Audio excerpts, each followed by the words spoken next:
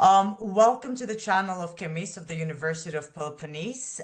This is the e-lecture series on the Middle East after Gaza. Today we are having the fourth episode with our host from Iran that will allow us to have an Iranian and a strategic insight on the developments. The host today is Dr. Rahman Ghahremanpour. So, as Zakia said, we have the pleasure of having Dr. Rahman Ghahremanpour today. He holds a BA in physics from Orumiyeh University and a MA and PhD in political science from Shahid Beheshti University in Tehran. He was the director of the Disarmament Research Group in the Center for Strategic Research. He has been a researcher at the Center for Strategic Research and the Center for Middle East Strategic Studies. And he also was the editor-in-chief of Hamshahri Diplomatic monthly magazine and worked for Tehran e-Emrooz, an online newspaper. So, Dr. Ghahremanpour, the floor is yours.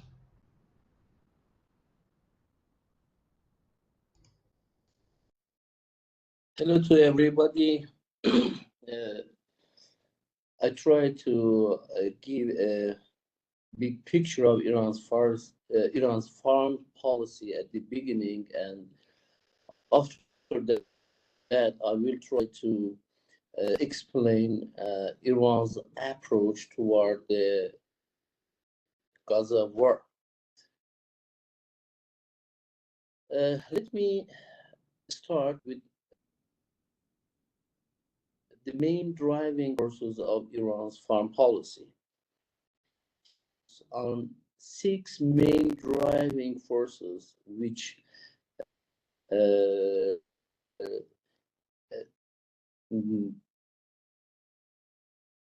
promotes Iran's foreign policy. Survival, I think foreign policy in Islamic Iran's foreign policy is the survival. The Republic of Iran as a unique political system, as a religious and theocratic political system, sees its conflict with the secular international world, or what we call it liberal international world. There is a main concern about the permanent conflict between Islamic Republic of Iran and secular international world. At the Iranian policy makers' statements, most of the time they are talking about the US threat for Iran's security. Therefore, the main factor, the most important variable in explaining Iran's foreign policy, for what means security. Yeah, and if you go back to the 1980s, the Iran-Iraq war intensified this threat perception. At this war, the 8-year war, almost all of the great powers supported Saddam's regime, and Iranian revolutionary leaders was to some extent isolated in international arena. And this isolation intensified their perception.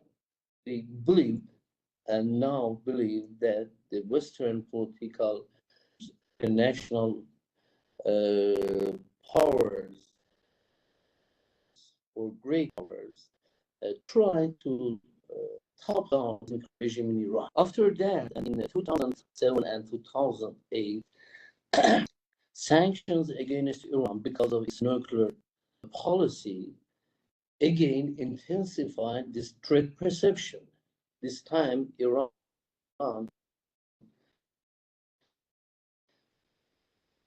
was in a nuclear confrontation with the liberal world order. And I think that even today, the majority of Iranian decision makers are concerned about the issue of survival for the Islamic regime in Iran. I will come back to this issue in the next statements. The second factor which may help us to explain Iran's foreign policy is exceptionalism, something that we can see in China, in Egypt, in Greece, and other great civilizations in the ancient world. As you know, Iranians see themselves as the heirs of great ancient Persian emperor. And according to this perception, they see themselves a unique and exceptional political entity. For example, in comparing Iran with other nation states in the region, yeah, many Iranian believes that Iranian are culturally superior or culturally more civilized. Yeah, this is a perception. For example, you can see the historical misperception between Iranians and Arabs. Iranians believe that naturally they are superior to Arabs because of their ancient civilizations, because of their famous poets, because of their cultural heritage. And in this variable, Iran's geopolitics is very important. When we were child in the when we were child, we were reading about Iran specific and exceptional geopolitical location in the world. The country which connects Asia to Europe, to Africa, or to Eurasia. This perception of Iranians, which is common between the policymakers and even some researchers, some intellectuals, and most of the writers, poets, and others, is important in guiding Iran's foreign policy. For example, tension between Iran and United Arab Emirates, tensions between Iran and Republic of Azerbaijan can be understood in this framework. Here, some people said that the Republic of Azerbaijan is too small to confront, to compete with Iran. Yeah, the sense of exceptionalism may be positive, for example, in the United States of America, or maybe negative in Egypt and Iran. Yeah, I mean that this perception of exceptionalism has been a hindrance and obstacle for Iranians to engage with other regional countries, and even in engagement with international powers. Yeah, and in this framework, you see why Iranian revolutionary leaders have not left their confrontation with the United States of America. Some of them believe that Islamic Republic of Iran is the only Shiite Muslim political system which can resist against US imperial ambitions. These two factors were the main domestic and internal factors of Iran's foreign policy. Let me to focus on two regional factors which drive Iran's foreign policy. Here I will focus on seeing Iran as a natural regional power. Yeah. Why I focus on being a natural power? Many Iranians, like Chinese, like Egyptians, believe that it is natural to see Iran as a regional leader. As Chinese believe that imperialists prevented themselves to be a natural great power in the world, many in Iran believe that US actions, that British colonialism has prevented Iranians from being a natural regional leader or natural regional hegemon in the Middle East. In this perception, in this regard, Iran believes, or Islamic revolutionary leaders believe, that US policies in the region, US Middle East policy in the region, is the main obstacle for Islamic Republic of Iran to become a regional power. Even before the Islamic Republic of Iran, Iran's king, Mohammad Reza Shah, believed that Iran is a natural regional power. In the 1970s, 4 or 5, for the first time, Iran's naval forces went to Indian Ocean. At that time, Mohammad Reza Shah said that, yeah, I say to Western powers that you have to tolerate Iran as a great power in the next years. Now we are a natural regional power, natural regional leader, and in the next years we will become a great power. He was talking, Mohammad Reza Shah was talking about great civilization or reviving Iran's great civilization, like what China's communist leaders says, that we are reviving China's power in the global stage. Then Iran's focus on resistance of excess, Iran's praxis in the region can be understood in this framework. I mean that when Iran sees itself as a national regional power or regional hegemon, then it is easy to understand why Iran has some praxis in the region, in Yemen, in Syria, in Iraq, in Lebanon, and some other countries.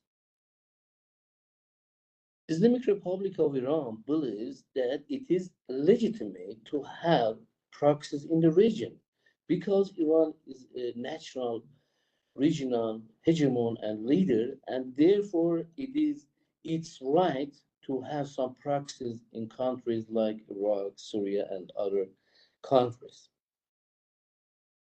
The second factor in the Middle East, the second regional factors which drives Iran foreign policy is what Anush Eteshami, the professor of the Middle East, has called it Asianization of the Middle East. Asianization of the Middle East. Or the emergence of the West Asia. It is difference between West Asia and Middle East. As you know, the Middle East is a term used and invented by the Western powers. And this is why Western Asia see the Middle East as part of Indo-Pacific or the western side of Asia, Great Asia. I think this is becoming a more and more important factor in Iran's foreign policy. Iran is expanding its relations with Asian powers and specifically Russia and China. Many in Iran, like in Indonesia, in Malaysia, and other Asian countries, are talking about the new international order, which will focus on Asia, or the what we may call it a new Cold War or new competition between Washington and Peking, Beijing. Yeah, I mean that the Asianization of Asia or decline of US power in the Middle East or the emergence of China or the emergence of Asian powers like China, India, and the reformulating of Japan's foreign policy will impact Iran's foreign policy in the region. You know that Iran and Saudi Arabia could revive, could normalize the relations by the Chinese mediation. And this was very, very important event in the Middle East, in a region that was dominated by United States of America or Western powers. Pardon. Islamic Republic of Iran has invested on the China entrance into the Middle East and tries to facilitate China's entrance into the region. For example, as I said, Iran accepted the mediation of China in Iran-Saudi Arabia normalization.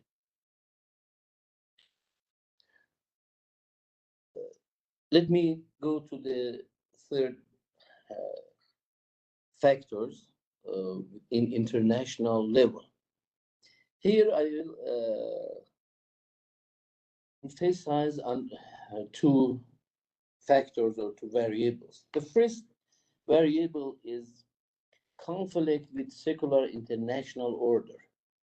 As I said in the first part, Islamic Republic of Iran and its leaders sees themselves and sees the Islamic Republic of Iran in a permanent, in an enduring conflict with secular international world.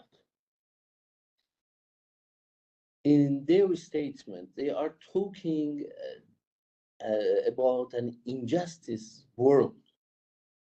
They mean that the secular international order is injustice and is against Islamic Republic of Iran and sees Iran as its enemy.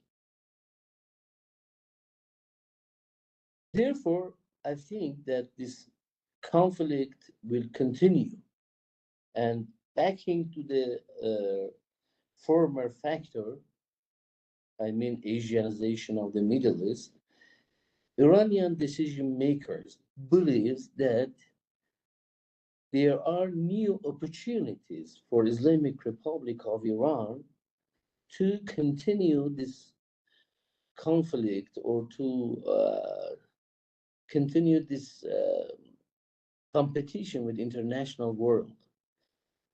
They see new opportunities to weaken the liberal international world in cooperation with China and other emerging Asian powers.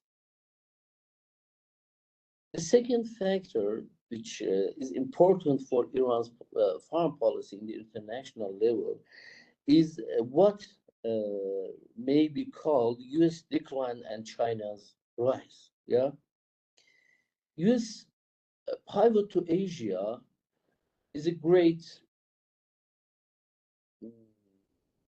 event in the international world and has affected the foreign policy of many countries, including Japan, Germany, Iran, India, Saudi Arabia, and others.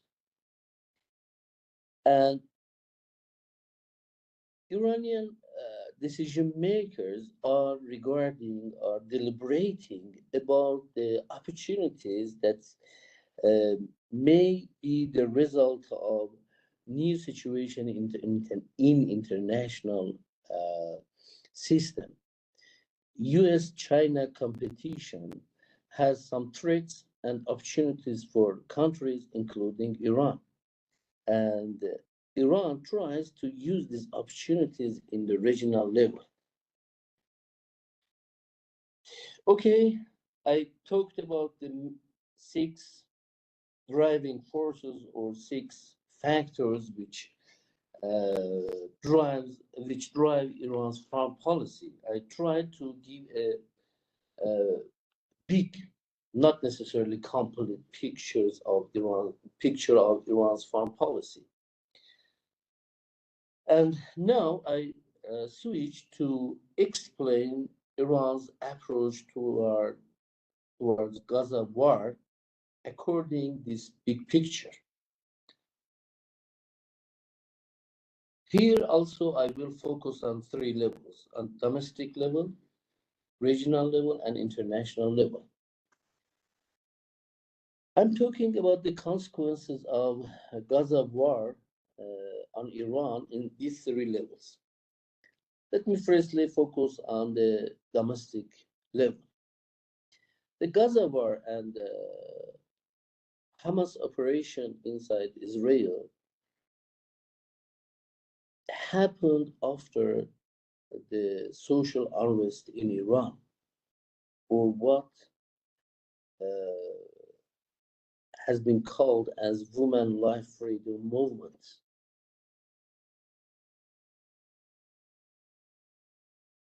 Here, in this social protest, the middle classes, the middle urban classes, and the women had the main role. And this was very, very important for the Islamic Republic of Iran. I mean that the middle class in Iran, like many other modernizing countries, the middle classes in Iran are uneasy with some policies of the Islamic Republic of Iran. Especially women are unsatisfied with dress code. Therefore, it was important for the Islamic Republic of Iran to see as they call the victory of Hamas in suppressing Israel in going to inside Israel and capturing some, as they say, Zionist soldiers. This operation, as some believe inside the political system, empowered the political system. After the woman life freedom protest against the political system or against the regime in Iran, some decision makers have lost their confidence. Yeah.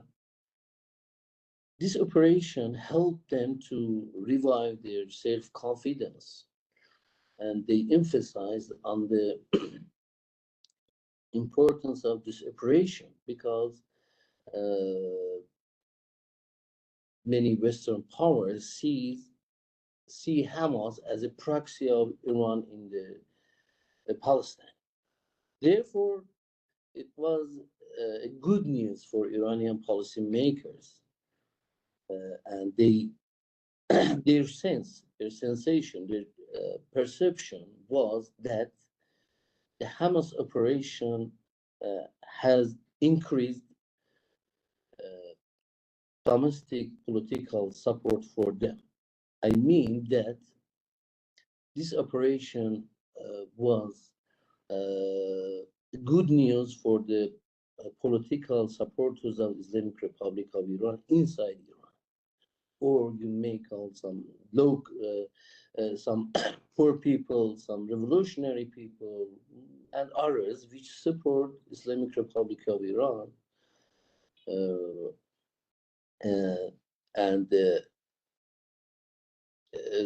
To summarize it, I mean that this operation increased political support for Islamic Republic of Iran inside Iran and among the religious groups, among the revolutionary people who support the Islamic Republic of Iran. Going back to regional level, I will focus on three factors or three consequences of Gaza war on the Gaza war on Iran's foreign policy. The first and the most important was the normalization process between Saudi Arabia and Israel.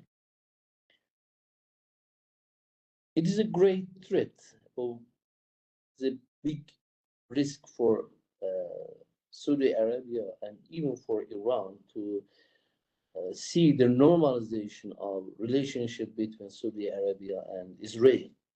Saudi Arabia is neighbor to Iran, has common borders, common water borders with Iran, has common religious heritage with Iran, see itself as the natural leader of Islamic world. Therefore, normalization of relationship between Riyadh and Jerusalem is a very, very big event in the Islamic world and in the Middle East. Some big countries like Bahrain, like other Islamic countries in the Middle East, in Africa, in the Asia, may follow Saudi Arabia in normalizing their relationship with Jerusalem. And this is against Iran's basic policy of opposing Israel in the region and seeing it as an illegitimate state in the region, which is the result of British colonialization. Therefore, the Hamas operation in 7 October derailed and decreased the possibility of normalizing relations between Saudi Arabia and Israel. Iran sees this normalization as a threat for its regional role. You know that Saudi Arabia has accepted a new course in its foreign policy, decreasing its tension with neighbors like Iran, and at the same time, Saudi Arabia tries to become an emerging international power like Indonesia, Turkey, South Africa, Brazil. And this is according to what realist says in international relation theories. This is a threat for US position in the region and may change the balance of power in favor of Riyadh, both in terms of ideology and identity politics and in power relations. This normalization will weaken Iran's position in the region. Why Iran welcomed these operations? Because in terms of strategic considerations, in terms of strategic calculations, Iran regarded this operation as a big threat for normalizing process between Saudi Arabia and Israel. The second factor in Iran's approach toward Gaza war is strengthening the resistance axis in the region. You know that after the Arab Revolution, after the Arab Spring in 2010, there were three axes in the region which were in conflict with each other, which were in competition with each other. The first was the conservative Arab leaders that was led by the Saudi Arabia and United Arab Emirates. The second axis was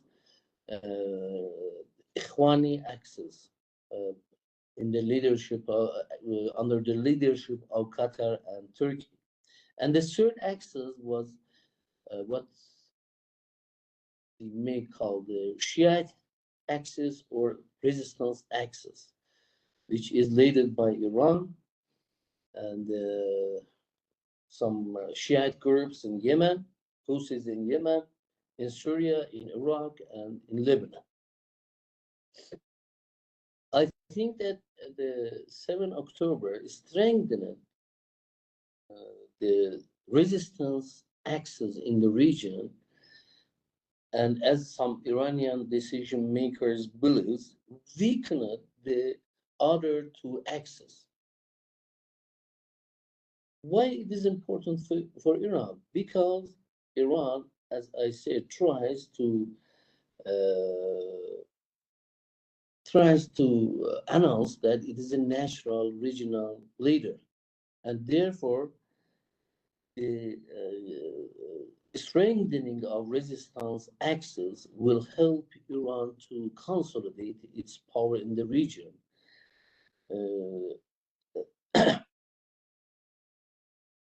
The third factor, which is important for Iran, is the weakening U.S. influence in the region after the Gaza war. According to the mindset of Iranian foreign policy makers, this event, this war, the Hamas operation in the Israel has weakened U.S. position in the region, and it is good news for Islamic Republic of Iran, because Iran's formal policy is to have a region without foreign powers. It means that U.S. should withdraw from the region. And every action which may help U.S. withdrawal from the Middle East is welcomed by Iran.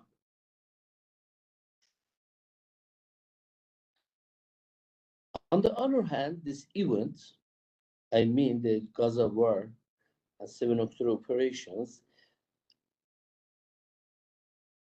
increased the social cleavage in Israeli society, and it is very important for Islamic Republic of Iran. As you know, there is some competition, some differences between Benjamin Netanyahu on the one hand and his components on the other hand.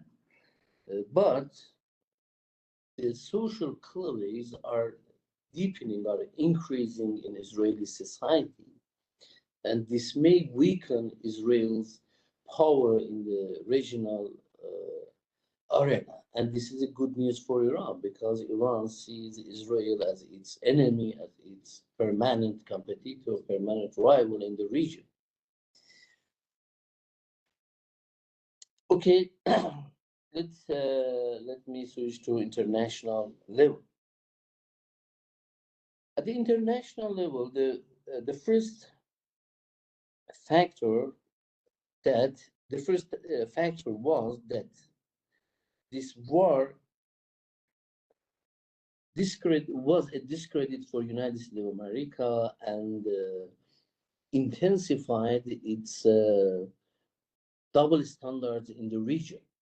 Yeah, and therefore it is a good news for Islamic Republic of Iran to focus on U.S. double standards in the region, and especially in the Palestine. On the one hand, United States of America supported Israel and gave it weapons. On the other hand, Washington faces on human rights and the right of Palestinian peoples. And this is a contradictory position for the United States of America. And Iran welcomed this event. The second consequence of the second result of this war, according to Iranian policymakers, is weakening U.S. Position in the global politics, and it means that the maneuver space, the space for Iran will increase in the international system.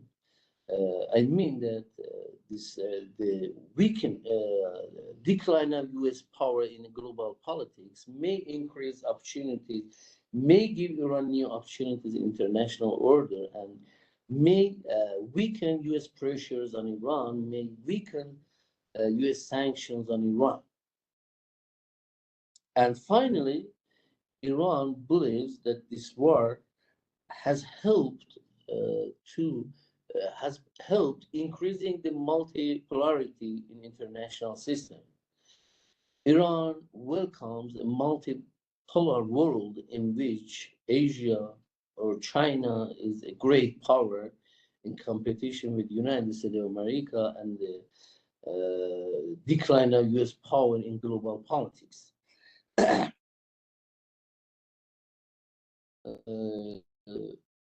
Therefore, Iran welcomed this war, and here recently I heard that one of the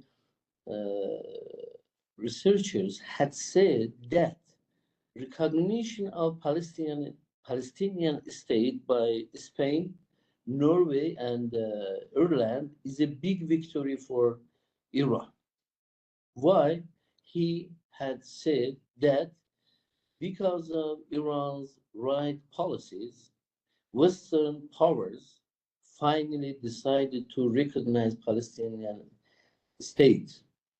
I mean that according to Iranian policymakers, the Gaza war had some positive international consequences that is good for Iran, for Islamic Republic of Iran, and increase its power in both in regional and international level. Okay, this was my presentation for you. I hear from you, and I'm ready to answer your questions. Okay. Thank you very much for a very interesting presentation. I was particularly interested in the Azanization of Iran's foreign policy, how it views the Azanization. So I guess my first question is with regard to China and the growing relations with Iran, as we saw with Iran's entry into the Shanghai Cooperation Council and the BRICS countries.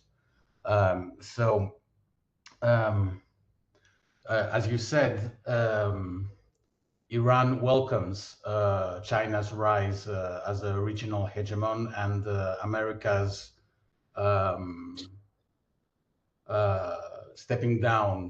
gradual stepping down from its global hegemony. Would you say that Iran fears that China would replace America as a global hegemon in the far future, or is it something that Iran looks forward to? Yeah, it is very good questions. Yeah. Please. Frankly, I have not a clear answer, because some people inside Iranian political systems that we should welcome China's rise and replacing it with the United States of America in the region.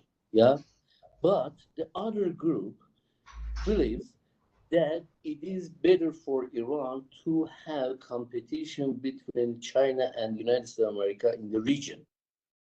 Yeah, I mean that there are two ideas about China's rise and its place in the region. I am supporting the first view. Excuse me, I am supporting the second view. I believe that it is better for Iran to have two great powers in the region because we can use the competition between them. But if China becomes the foreign hegemon in the region, it will not beneficial for Iran.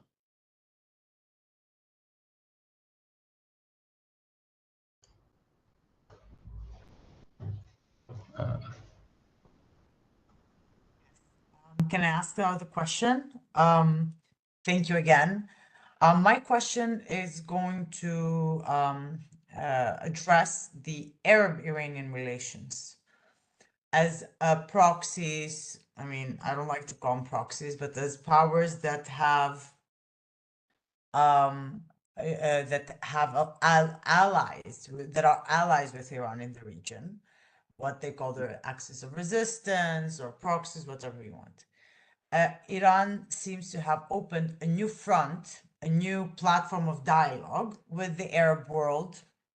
Saudi Arabia, of course, we had already Qatar, How do you see this developing if hardliners or more moderates are going to come? So what do you think are the hardliners' view of the Arab-Iranian relations?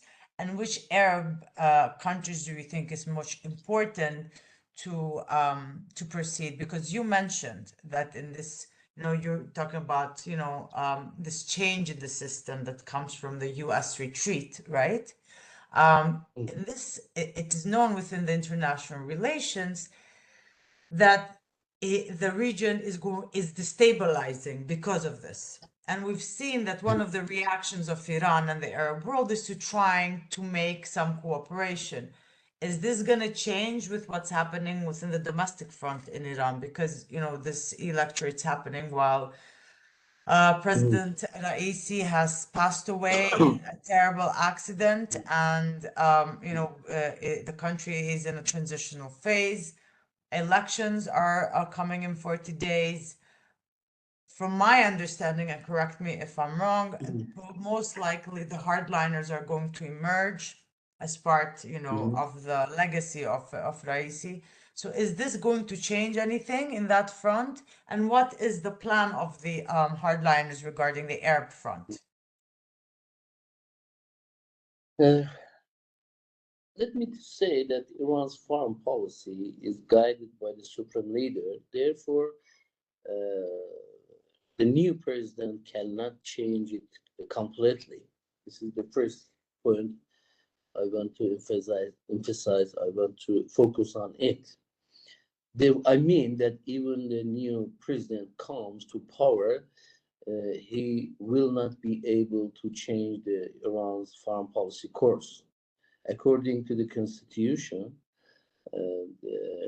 only the supreme leader can change the course of foreign policy. Therefore, if a hardliner candidate could win the elections, then he will not be able to change the course completely. And as you see, the normalization between Iran and Saudi Arabia happened when some hardliners were against it. The second point is that, unfortunately, in the Middle East and West Asia, we don't have some powerful institutions to organize the relationship between the countries. Before the Gaza war, some people asked me about the new era in the Middle East. I wrote a paper, an article, and said that we cannot trust on this new era. Why? Because we don't have efficient, we don't have powerful regional organizations in the Middle East to manage the conflicts between the countries. For example, in Asia, you see many regional forums like ASEAN and other economic political forums to manage the conflicts, to decrease the tensions, to de-escalate the crisis. Going back to Iran-Arab relationships, I believe that unfortunately we don't have regional forums or regional organization to manage the crisis or manage misperceptions between Iran and Arabs. And therefore, I believe that the new escalation is good news for us and for Arabs, but regarding Iran-Saudi Arabia normalization, we can predict that these relations will not deepen, will not be organized, will not be broad relationships. Yeah. For example, in Saudi Arabia and Iran relations, you can see that the focus is on security dimensions. Saudi Arabia tries to be confident about Iran's not aggression or being confident about Iran's moderate policy about Saudi Arabia. And on the other hand, Iran wants to be confident that Saudi Arabia will not approach Israel. But their economic relations are very limited. This is a structural problem in the Middle East. The economic relationship between the regional countries are very low and limited. And this is why their economic and trade relations with foreign powers is very big and broad. I mean that, unfortunately, Iran-Arab relationships has not go beyond security dimensions. To go beyond security dimensions, we need some regional organization. We need some powerful regional organizations, some big regional organizations. Pardon.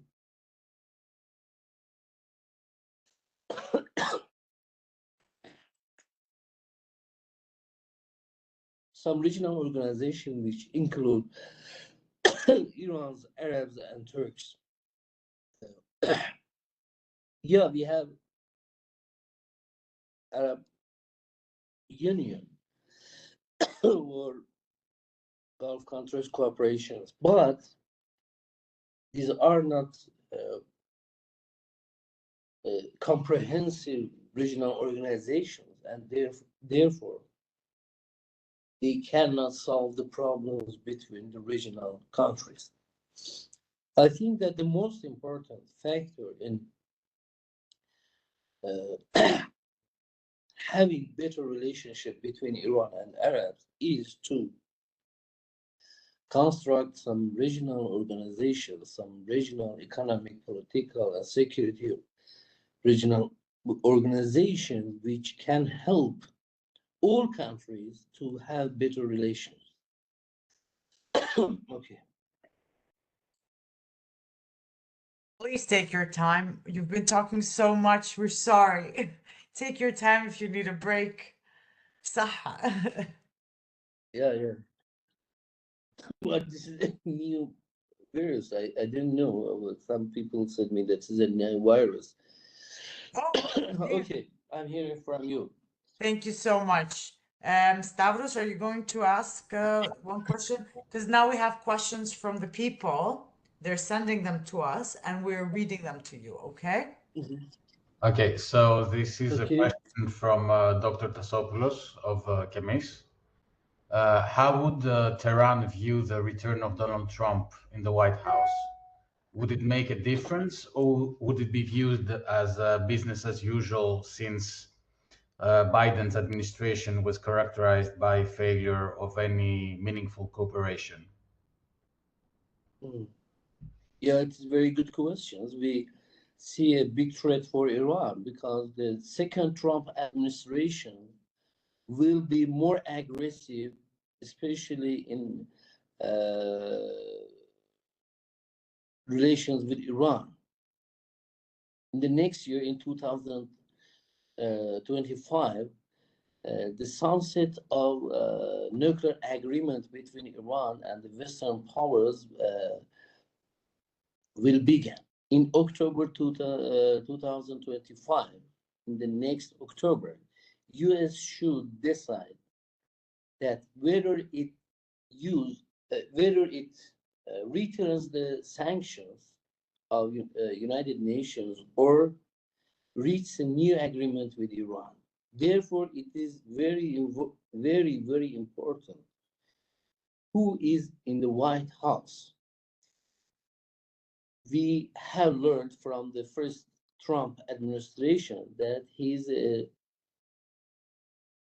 specific leader, he's a unique leader. Yeah.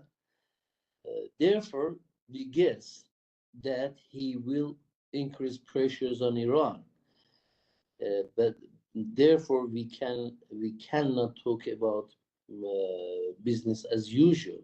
You know that Europe is worried about Trump's return to power. Also, Japan is worried, and many other countries are worried about Trump's return to power. Therefore, it is natural for Iran to be worried, to be concerned about what will happen in the second Trump administration. I think we're all worried about the very highly likely possibility of Trump's reelection. Another question we have from one of our colleagues, Haritini Petrodas-Kalaki, is regarding Russia. You did mention it a bit in the beginning.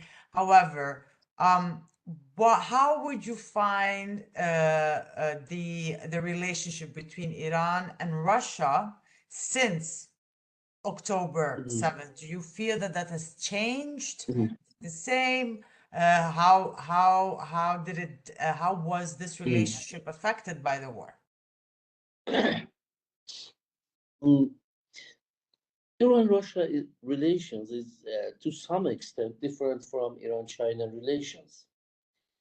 Iran sees China as a great economic power, but sees Russia as a great political power, great nuclear power. Iran-Russia relations since the 1980s has focused on security dimensions. Iran has bought many weapons from Russia because you know that Iran is under sanctions and cannot buy sophisticated weapons from United States or Europe. Therefore, it has to buy weapons from Russia. But at the same time, the civil society in Iran, many journalists, many academics, are deeply worried about Russia's intentions about Iran's. And therefore, Moscow has not been able to give a satisfactory, give a good picture of itself inside Iran.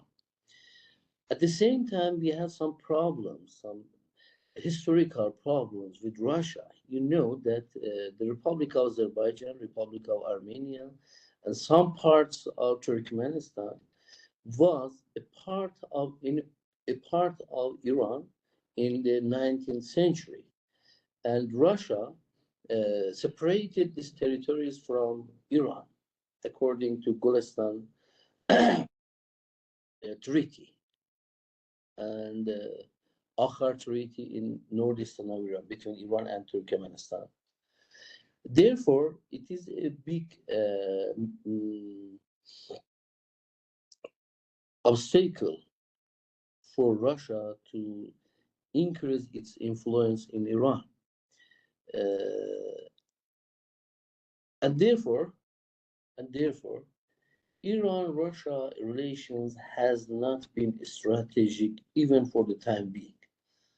Although our relations expanded in the aftermath of Ukraine war and Russia's invasion to Ukraine, but at the same time, both Moscow and Tehran know that this cooperation is tactical and temporary. I mean that if the relationships between Moscow, between Russia and between Russia and Europe becomes good, therefore Russia may may close to Western powers. In 2008, Russia cooperated with the United States of America and China in exerting sanctions against Iran. And therefore, it is possible to see the betterment of relationship between Moscow and Brussels. Also, it is difficult. I know that after the Ukraine war, it is very, very difficult to see normalizing relationship between Moscow and Brussels, but it is a possibility. Both Russia and Iran knows that their relationship cannot be strategic, cannot be comprehensive. Contrary to China, Russia is not a big technological or economic power. And as I understand, Russia is a declining power in the world. And this is why China is an emerging and rising power in the global politics. And it is a common sense in Iran that the future relationship between Iran and China is more and more important than the relationship between Iran and Russia. But at the same time, we should wait and see what will happen in the Ukraine war. Is it possible to see a victory for Russia or defeat for Russia? It is very, very important. Therefore, I think that the relationship between Iran and Russia will not be strategic and comprehensive in the coming years.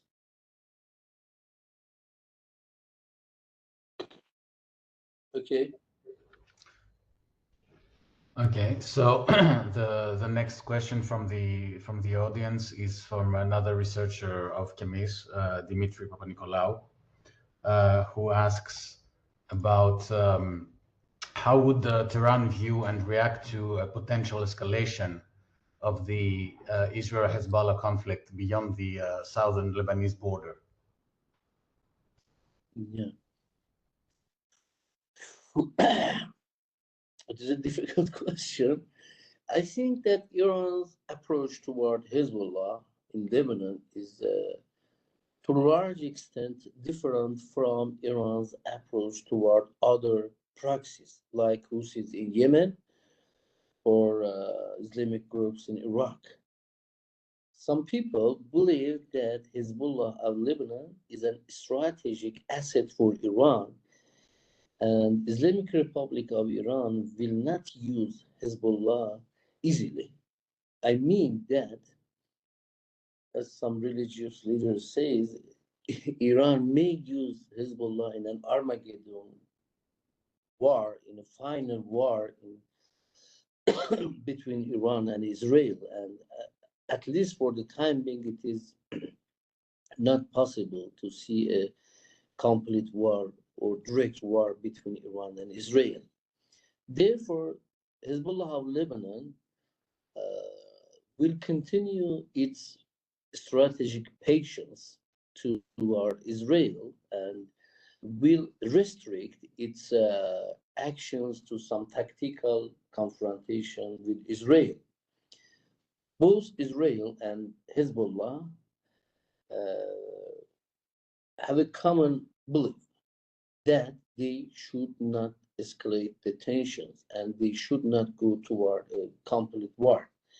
Although Netanyahu is talking about a near war between Israel and Hezbollah, but I think that it is very, very difficult for Israeli defense forces to start a complete war with Hezbollah in the northern borders.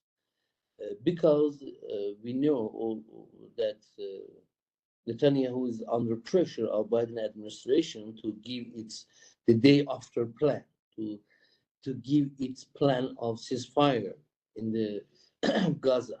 Therefore, it is difficult to anticipate the complete war between Israel and Hezbollah in the near future. Even in the domestic politics of Israel, some army forces, some army officers, high-ranking officials are against a complete war with Hezbollah. Okay. Thank you. Thank you. I will ask the last question. We're so sorry. I think we have exceeded our time, but this is the last question, I promise. It's a follow-up question from one of our colleagues, Alexandra Nikopoulou. And she's asking because you mentioned before that there's very little cooperation, beyond the security issue between Iran and Saudi Arabia. However, can the Palestinian question and the situation in Palestine now become a point of cooperation? Can this be something that they can work on? Has their relationship changed in a better or worse since the war in Gaza? It's a very good question. Good question. You know that Iran and Saudi Arabia have very different approach toward the Palestinian issue. In 2002, Saudi Arabia proposed a plan to recognize Israel if Jerusalem accepts the Palestinian state. And this is why Iran's official policy is to not recognize Israel, is to not accept a solution of Palestinian state. Yeah, because Iran believes that Israel is an illegitimate regime in their territories, and therefore only one state can be established in this territory, and this is the Palestinian state. And this is why Saudi Arabia accepts two-state solution. Yeah, therefore, I cannot anticipate, I cannot predict starting of cooperation between Iran and Saudi Arabia about the Palestinian state or two-state solution, because, as I said, Iran's approach is completely different from Saudi Arabia. Yeah, Mohammed bin Salman invited Mr. Raisi to Riyadh to host a conference about the Palestinian issue or conference about Gaza war. But at the same time, the differences between Iran and Saudi Arabia is very big in Palestinian issues. And therefore, it is very difficult to see a type of new cooperation between Iran and Saudi Arabia in strengthening two-state solutions. Iran has some big questions about the possibility of two-state solutions. And this is why Saudi Arabia welcomes two-state solution as an introduction to normalization of relationship between Saudi Arabia and Israel.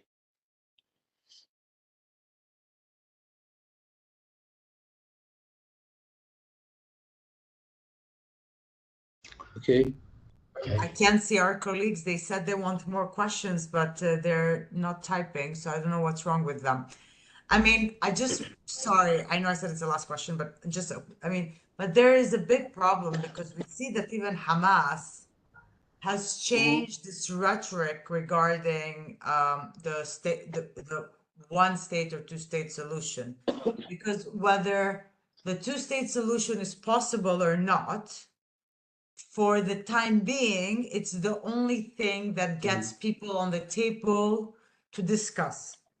So let's say if Hamas enters the PLO and the broader Palestinian leadership and unifies the government of the Palestinian leadership, what will the reaction of Iran be? Once I was speaking with one of the Iranian officials abroad, and I asked, it's like, what will Iran be when and if the Palestinians have no choice and they have to accept a two-state solution, because in the end, Palestinians, like the Iranians, like the Saudis, like the Greeks, like the French, like the Americans, want to have a dignified life, okay? So if that's what it takes, what will the Iranian position be, even if it's temporary? Yeah, it is very good but difficult questions. Back into 1990s and Oslo process, Iran opposed the Oslo process at least for some 1 decade, for 10 years. The first point is that in the mindset of Iranian leaders, two-state solution is not a stable solution. Therefore, it is predictable to see Iran's opposition toward two-state solution, at least for the next years, for some years, in the aftermath of acceptance of Palestinian states by the international powers and possibly Israel. I personally believe that it is very, very difficult for Netanyahu administration to accept two-state solution. And even before Netanyahu, Yair Lapid, Naftali Bennett rejected two-state solution. Yeah, they have changed their position in the last months, but the majority of politicians in Israel believe that two-state solution is not in the interest of Jerusalem. Yeah, I mean that Iran's reaction will be a mix of opposing the two-state solution and at the same time the strategy of waiting and see. Yeah, it depends.